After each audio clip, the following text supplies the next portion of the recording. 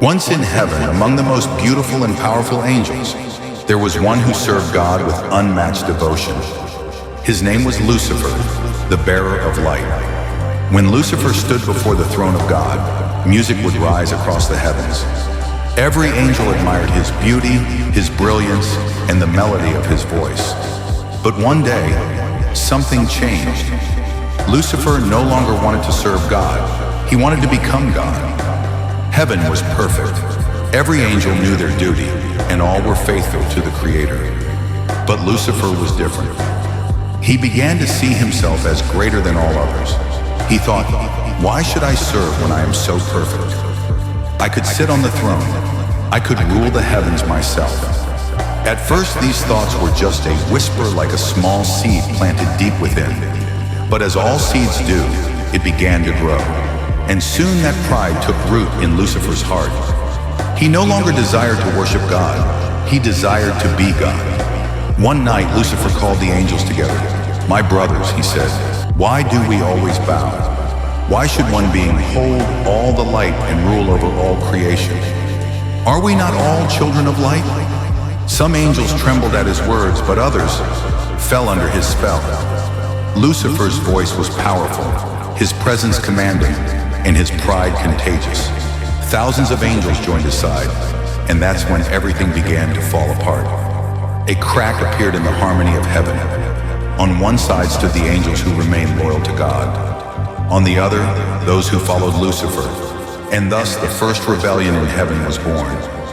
God saw it all. He had known what was in Lucifer's heart long before it showed. But he waited, because love does not punish immediately. God gave Lucifer time to repent, time to return to his light. But Lucifer did not return. The fire in him only grew stronger. He built his own throne, seeking to rise above the Almighty. And then, the wrath of God came. The skies trembled. The wings of angels clashed in a war like no other. Light and darkness collided, and Michael, the archangel loyal to God, raised his sword and cried out, "Whoever stands with God, stand now." Lucifer and his army faced him head on. The greatest war in heaven's history began. Thunder roared, lightning split the skies. Even heaven's silence bore witness to the battle. And at last, Lucifer was defeated. The light of heaven exposed the darkness that had taken over his heart.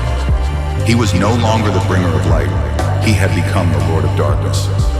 God looked at him one final time. "Lucifer," he said, "I loved you, but you turned love into pride, and now you will walk the path you have chosen." And in that moment, Lucifer fell. Like a bolt of lightning, he and his followers were cast out from the heavens. Their burning wings screamed through the void, echoing across creation, and God's voice thundered through eternity. "You are no longer the bearer of light, but the bringer of darkness."